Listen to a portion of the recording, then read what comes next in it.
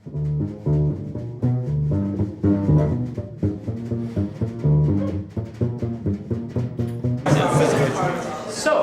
tonight's topic is teaching the new generation of tech here in New York City. You've already heard just in the last 10 minutes from about 4, 5, 6, 7 different amazing programs going on that are bringing computer science and technology education to students here in New York City. There are many others, and what we want to talk about tonight are the successes, challenges, and opportunities related to this new and growing space here in the city.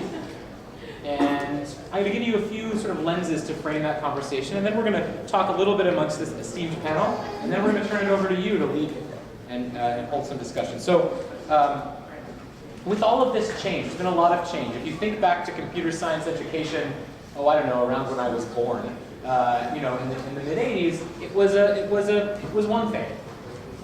And we're in the midst of this interesting transformation.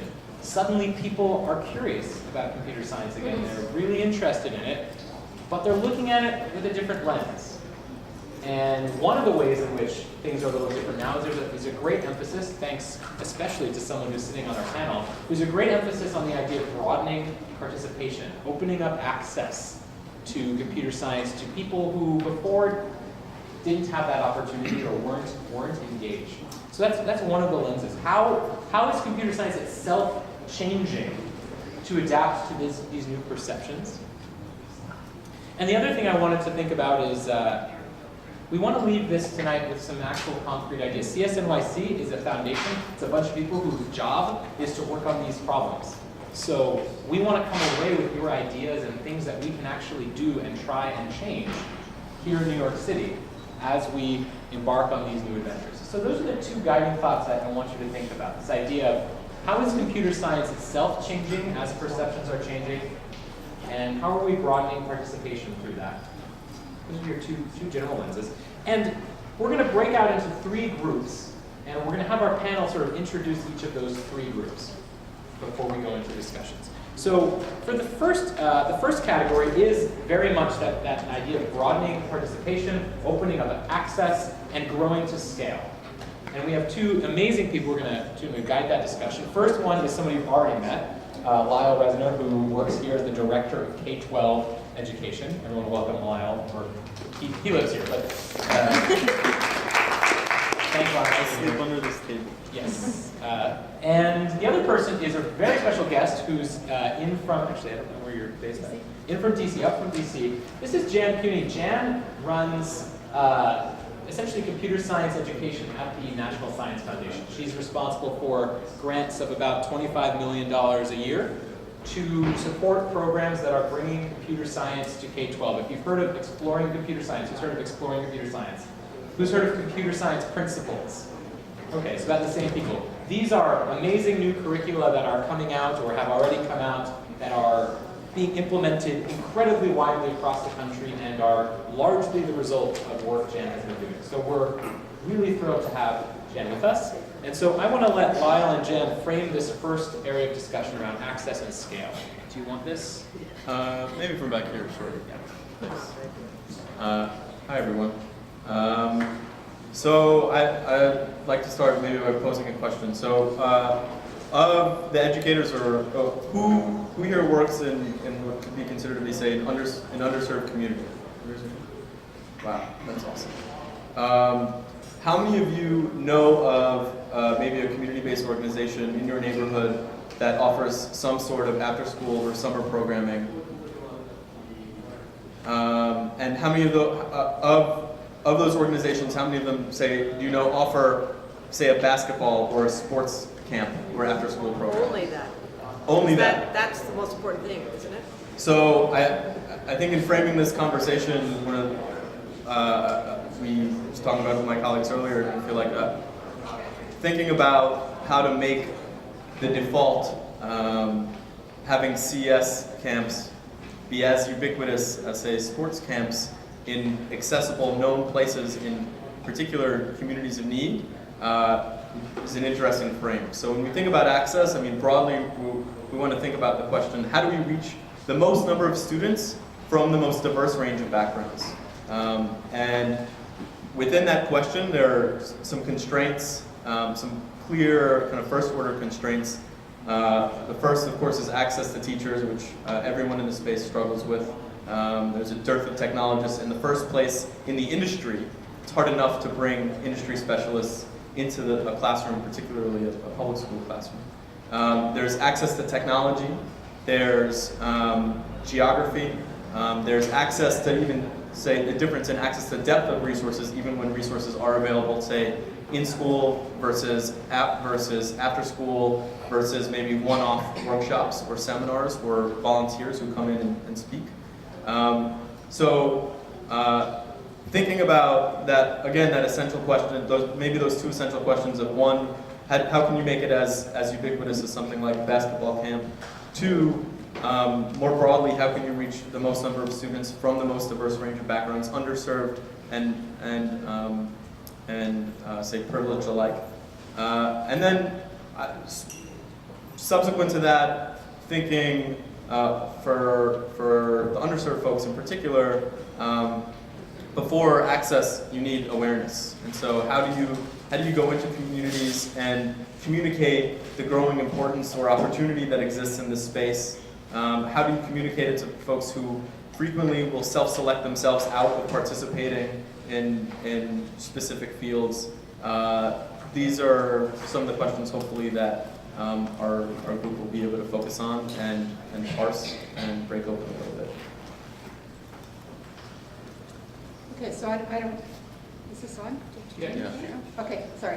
I don't have a lot to add to that. I started at NSF 10 years ago, and I was hired to broaden participation in computing.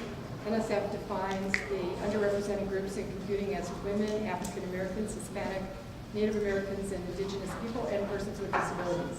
So if you look at those students, that's 70% of our population. It's actually more if you look at just the student population, but the overall population, 70% of our population. That's huge. And the fact that we don't include them in computer science often is really a tragedy. African American males between the ages of 13 and 17 say they're interested in computer science careers, IT careers, at a higher rate than white and Asian males, but they don't get there. You know, they don't get there because they don't have the access. And so one of the things that I did very early on was I funded a woman named Jane Margolis who was studying, she did a very famous study of women at Carnegie Mellon, but then she moved to LA and studied what was happening in computer science in Los Angeles schools. And she found that, not surprisingly, really wealthy schools had amazing computer science offerings, but most of the schools in LA had nothing. And she was a sociologist, but she was so incensed by this that she dropped her work as a sociologist and started trying to fix what was going on in the schools. And one of the things she did was create this course with a bunch of computer scientists called Exploring Computer Science. And I remember in one of the very early days talking to her about that, and she was in 3 schools. And she was really proud of the work that they had done, and she was talking about this. And I thought, well, how many schools are there in LA? And I forget how many there are, but there's a lot more than 3. And so I said, well, what about all those other schools? And then I kind of paused and said, what about Miami and Chicago and New York and all of these other cities? And it was kind of in that conversation that it dawned on me that it wasn't enough to just run these little projects with NSF's money that did good things where they lived, but really we had to figure out how to change this for the whole country. And so the idea of access and scalability is kind of all built in there. So ECS is now, this summer, there were over 600 teachers trained around the country, and they've been training teachers for several years, so there are many thousands of courses that are being offered in ECS, and lots of students are taking it, but it's still nowhere near in every school. And then we started also in terms of scalability. I couldn't see how you could scale ECS. Turns out it's scaling on its own, but I couldn't see how that would happen in an individual course like that. So we contacted the College Board, got them to create a new AP course that I think is very exciting and will be available in 2017. But again, there are about 500 teachers who are trained in that this summer as well, so it's already being offered. So I think the issues of how we engage students from underrepresented groups and retain them is really closely tied in with the how do we do things so that we can scale them. And then, not a topic for our conversation, but one that's really plaguing me at the moment is, how do we do it so that we can scale it and make it sustainable? So that when the organizations like NSF or Code.org or CSNYC, all these organizations that are really instrumental in getting this to happen now, when those organizations end or change their interests or something, how do we have a thriving college ecosystem, I hate that word, but that supports teachers so that this thing continues on its own? Because if we get it into every school now, and 5 years from now it's died away, that would really be an amazing loss. So those are the things that I worry about and would be happy to talk about. All right, so that is the first discussion that you can elect to join in a few minutes. That one is access and scale. So the second conversation, how many, just raise your hand, who can name a program, a curriculum, a class, a club, an organization related to computer science that is operating in New York City? Raise your hand if you can name one. We're just going to shout them out. Hive NYC. Hive NYC. Software engineering pilot. Software engineering pilot program. Code.org. Code.org. Girls Who Code. Black Girls Code. Black Girls Code. Teals. All-Star Code. All-Star Code. Script Ed. There's a lot more of them. Flatiron School. Flatiron School. You're sitting in one. Right? There's all kinds of programs. There are so many of them. The second category, the second discussion is called Alphabet Soup. Leading the Alphabet Soup discussion, we have two awesome people. First off, we have Eric Allatta, who's usually doing what I'm doing, moderating, but today we're making him work for his dinner. So Eric is a teacher of computer science at the Academy for Software Engineering. And then we also have Danny here from the Flatiron School. Danny is a K-12, or actually high school educator here at the Flatiron School. So I'll let them introduce that topic. Who wants it? Hi, so I teach at the Academy for Software Engineering, and that I think right away my interest in this aspect of the conversation comes up. Why don't I teach at the Academy for Computer Science?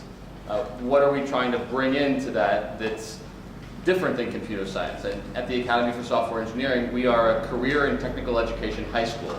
So the idea is to prepare students for an actual industry, to get jobs, if not directly at a high school, into a 4-year program that could prepare them for some part of this software industry. We do call all of our classes computer science, though. And we need some way, as a career and technical education high school, we need some way of demonstrating that our students have a skill set. And we need that exam, or that to be vetted by the software engineering industry, again, whatever that is. So we run our students at the Advanced Placement Computer Science exam. That's the biggest externally evaluated exam that we could find.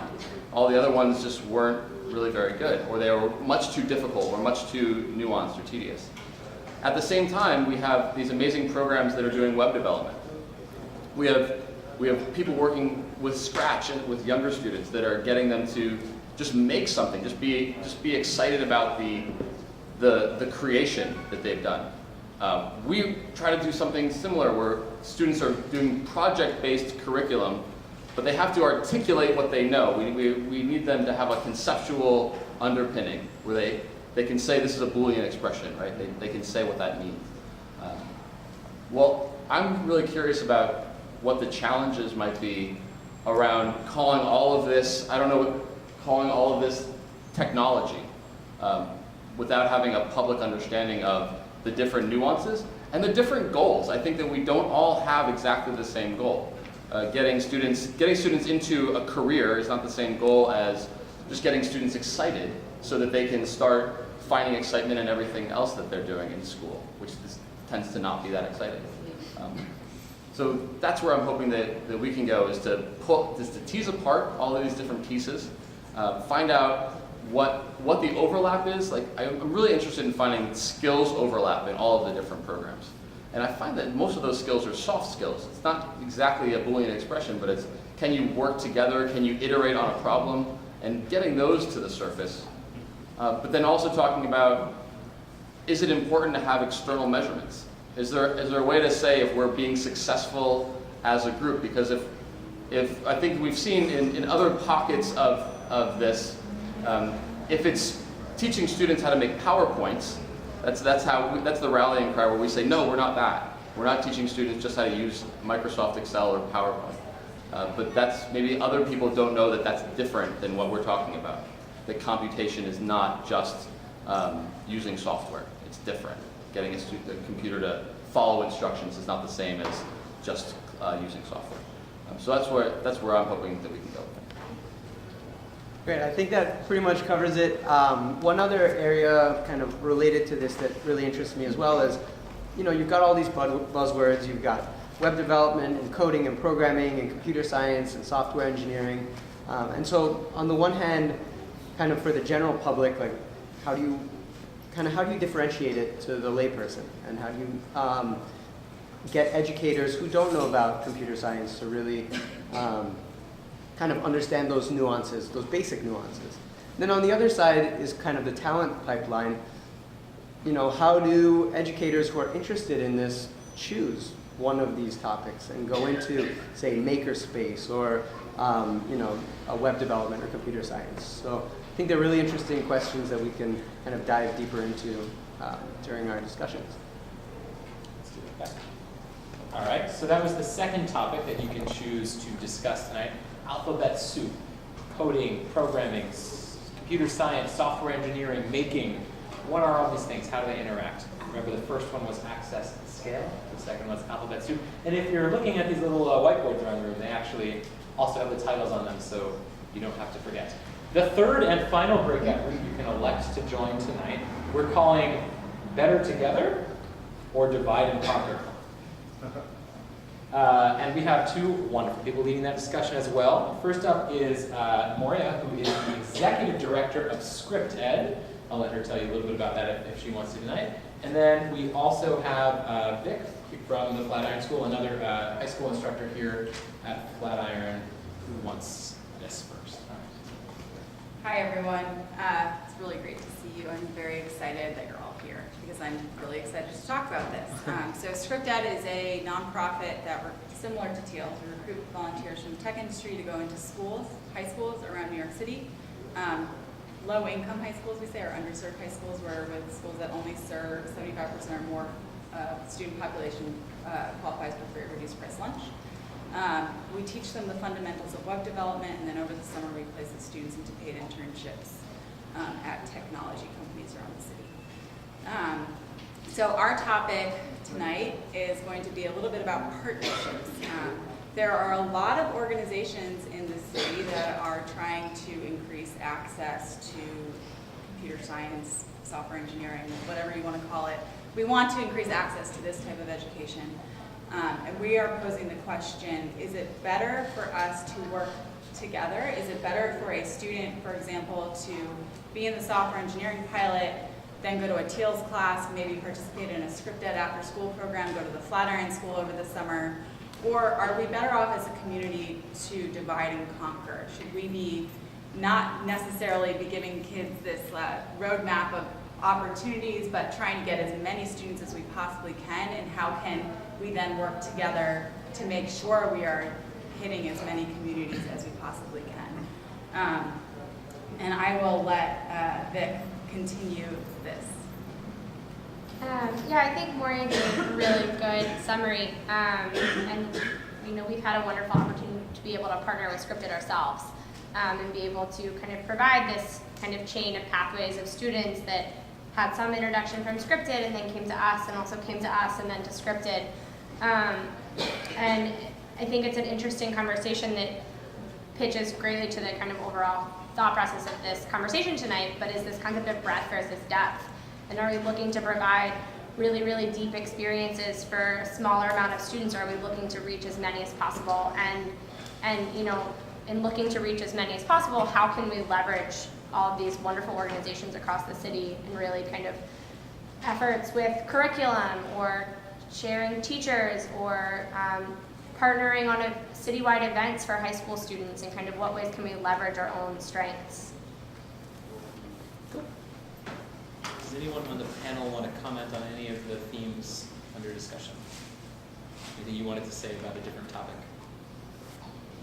Oh, what? Yeah. Go for it.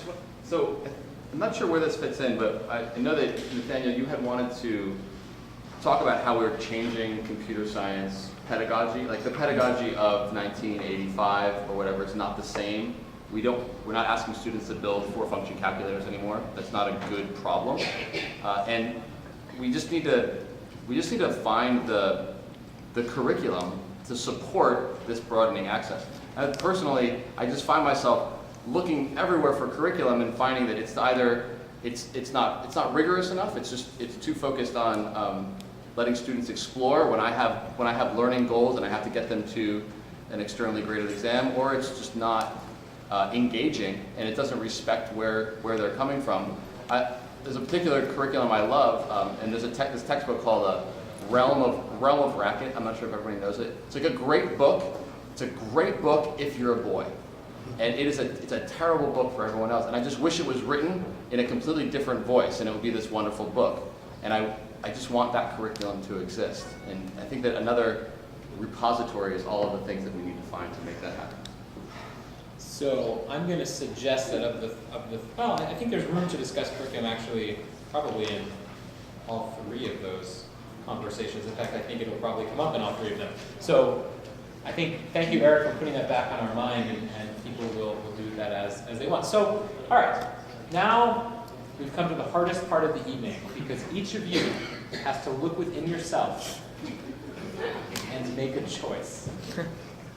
We have 3 topics. Don't move anywhere yet, but make a mental decision about where you want to go while I explain what's about to happen. So we're going to split up into 3 groups. We'll probably try to spread them out a little bit more. We'll move these signs around, facilitated by our lovely panelists.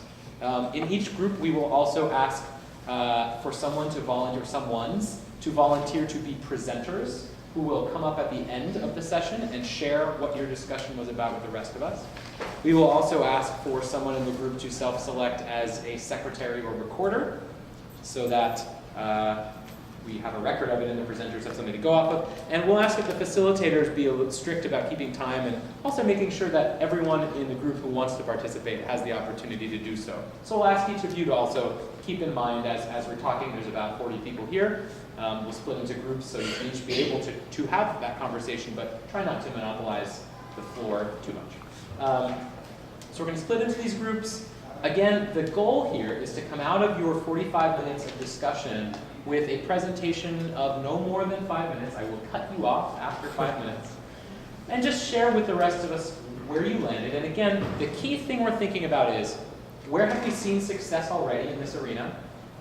What are the challenges, and therefore what are the opportunities? And do you have any specific suggestions, action steps? If only someone would just, right?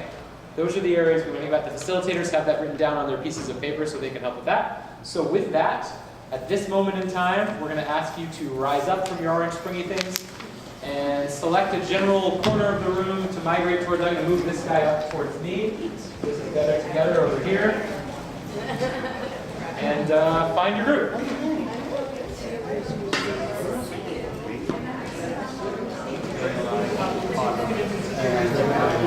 Member of Identified Community Education. I'm an organizer at NYC.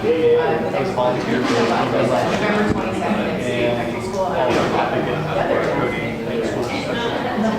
Each person is like, we have District 13 is Brooklyn Heights, Dumbo, across the fence. 8, 7, 6, 5, 4, 3. Good job talking fast, Lyel. 1. All right. Woo! Good job, everyone. Come on back.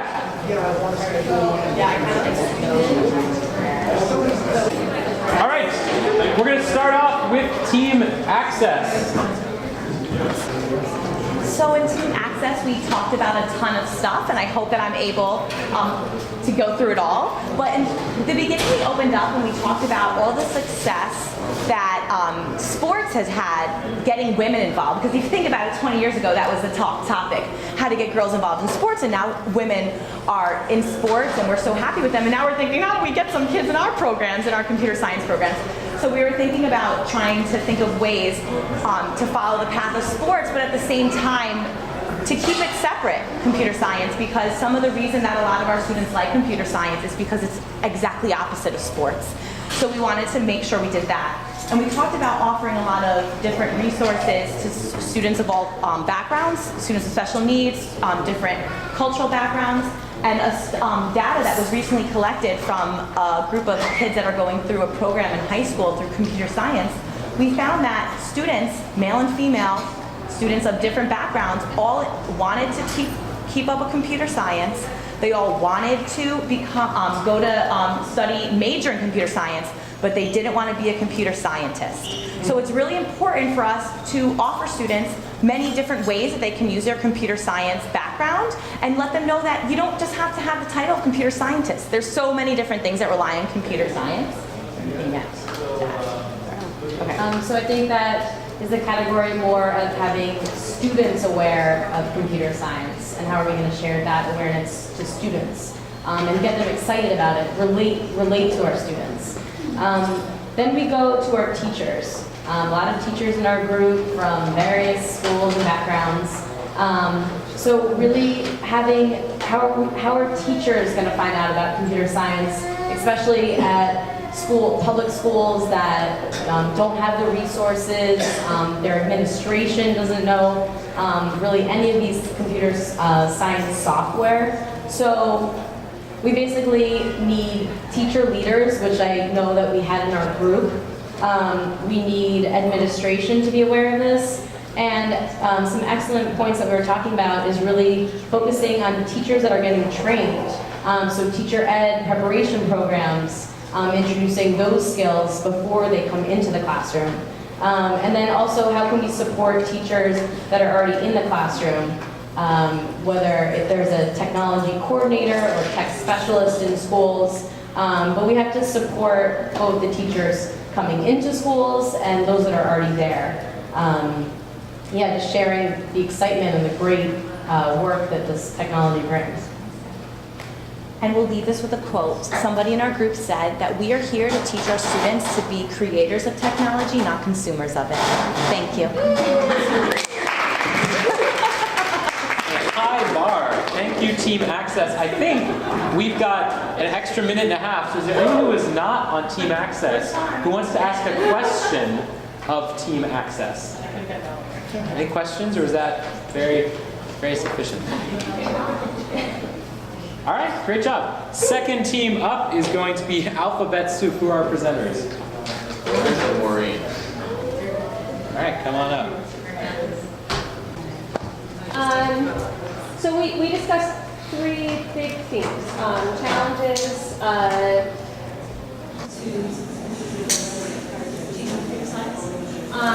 successes, and we were supposed to talk about goals, but we took a baby goal and talked about assessment. So we looked at the main challenges that we found out there in terms of getting more involvement from schools and teachers and students in computer science. We looked at it from the standpoint of computer science courses don't count towards graduation requirements, so they're not an emphasis for teachers, for schools. They don't count towards their required PD and things like that. The question out there was also raised as far as where are the qualified teachers, where's the pipeline of either, both sides were raised, the teachers who don't have programming backgrounds who are jumping in with 2 feet and trying to figure it out and feeling whether or not they're adequately prepared, but also people with technology background coming in and teaching who don't necessarily know the teaching portion of it. So we looked at it from both sides. There was some question raised about whether the tools being used were necessarily appropriate. There was some concern about Scratch, whether it was the right starting point. I know it's a very popular one, probably the most popular thing out there. And a question of whether some of the national push down of curricula from places like code.org is helping or hurting in terms of what it's doing to the teaching process, whether that's sort of crowding out some of the other ideas that have been around for 20 years about how to teach programming. Another big challenge is like what and where are the resources for teaching computer science that you can just get involved in Google holes and not be sure where to go or who to partner with or where to get started. we talked about the core subject, right? You know, and that computer science is often thought of just as an afterthought. It's like, oh yeah, you can just do that in after school, and we'll just throw that in after school, and we'll just do that as a weekend project, where the parents can go find a place to send their children, especially at the early age. And that there doesn't seem to be any common assessment protocol in place, which, you know, can be challenging when you're trying to create your own assessments. Like, where do I go to get these resources? And that, you know, administrators are still afraid of the T word of technology in schools. But however, besides all these challenges, one of the big successes right now is the time that we're living in that there is so much accessibility. That Scratch, even though there's a lot of, at least in our group, there was a lot of debate over the viability of teaching that on the high school level, that it's free, it's accessible, and it's equitable. It's available to anybody and everybody, and there's so much in our world now that you can self-teach, even at a very young age. So that's a huge success. And then also the cost of physical computing tools and hardware is so low that you know, any family could buy a Raspberry Pi and make a ham radio project over the weekend, or Makey Makey is $50, or you know, and our Arduino is so inexpensive, and now there's an Arduino drag and drop software as well. So. I would add to that sort of a general sense that there is a surge in awareness that's hand in hand with the surge in tools and accessible ways to go about this, but it's just a general awareness amongst schools, amongst parents, amongst politicians that this is an important thing that needs to happen as a big driver. And then we just ended our conversation just talking about just assessment and how do we assess these computer science skills beyond the AP exam? There was a big debate that many very successful leaders in the computer science industry were actually terrible students in school and failed horribly. So, and I just brought up, like, my school in particular is big on the self-assessment model, but not every school is. So. You want to end with anything? Well, I think as we started trying to even begin to get into the assessment question, we realized we really couldn't even start that conversation because we weren't sure what the goal was that we were trying to assess. And we are not sure that there is a common goal or that everyone has the same goal, making the idea of coming up with a framework for assessment extremely difficult. But overall, I would say cause for a lot of optimism. There's a lot of awareness, there's a lot of push, there are huge things happening, and there's a huge accessibility to new tools and new techniques, and that's, I think, creating a lot of the challenges, but also creating the way to go about it, trying to assess them. Awesome, thank you, team two.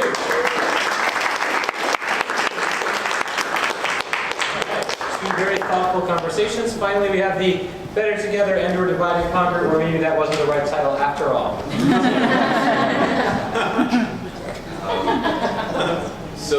So we had a really great conversation around this topic. We sort of started the topic identifying that there are several great organizations within the city that are teaching, have great programs, but the problem is, how do we create more collaboration amongst the programs, and then also to reach schools that sort of don't have this type of programming. But I'll start with some of the successes that we talked about. We mentioned the collaboration that already exists between Script Ed and Flatiron School and Teals, and how they've already created programming together that has been successful and impacted students within the schools that they've been in touch with. The wider CSNYC community, just the creation of that as a whole has sort of created an unofficial, I guess, governing body that has really brought collaboration and brought programming together. We talked about successful events such as the Hive NYC and the Teals Opportunity Fair, as well as the Queens Hackathon, which was an event that brought Queens high schools together to learn more about computer science. And lastly, we talked about Community Board 6, which was a community board in Brooklyn, that partnered with these great programs to impact the schools in their community and bring computer science to them. I think one of the things that we really talked about was finding a champion in each of the boroughs, sort of a neighborhood or community representative that have the relationships with the schools already, working with those individuals to find the different pathways into the schools, and that way we can sort of reach schools that the programs aren't touching at the moment. We identified several challenges. One of the challenges was the lack of a centralized place to find opportunities. So right now, because there's sort of all these organizations where there's not a, I guess, clear-cut way that everyone is collaborating together. And therefore, it's making it difficult for sort of the students in the schools to discover different opportunities that are available to them, that are actually out there, they just don't know how to access them. We also talked about the lack of a centralized place to find volunteer opportunities for folks who are already in the tech community, whether they're, they come from a computer science background or they work, at a tech company. How do we reach those or market the programs to those individuals and get them to come to the schools to volunteer with the students? And also the impact of measuring students and actually just finding out sort of how many there are and reducing the overlap that exists between the different programs, because some programs might work with the same students, but there's not the challenge is finding out how many of those students are actually out there and reducing the overlap. So out of the successes and challenges, there's several opportunities and to-dos. One is to sort of create a database of volunteers. Another would be to create, sort of build off of the successful Queens Hackathon and create a citywide hackathon or similar events where we bring schools that are involved with these different programs and bring them together for one unified event. Also, we talked about identifying industries within the city that have already solved this type of problem. So we spoke a lot about the arts community. There's so many great arts organizations, and they've sort of figured out a way to collaborate together so there is no overlap. So how do we sort of model the computer science education space to mimic those successful industries that have done this already? Creating a directory of programs. So this could be in collaboration with CSNYC, but creating a directory that we could pass out to members in the community, to different schools, to say, hey, this is a centralized directory where you can find all the different things that are going on in the city, whatever borough you're located in, but just creating that, unification.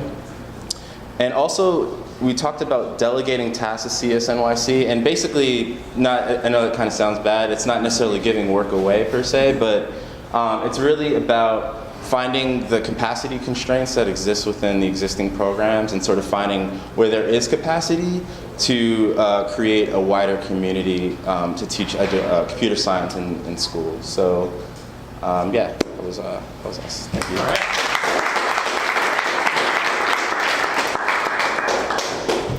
Right on schedule. I love it.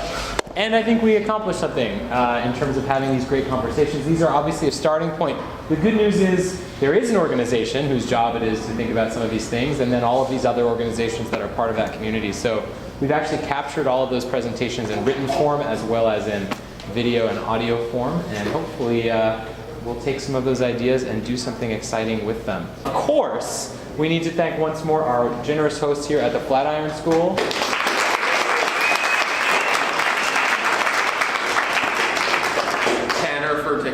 And Tanner for taking notes. And help us clean up by eating a little bit more food, talk with each other. Technically, the event doesn't end for 15 minutes, so you're obligated to stay here and meet new people. And thank you all for being here and participating. Have a great night.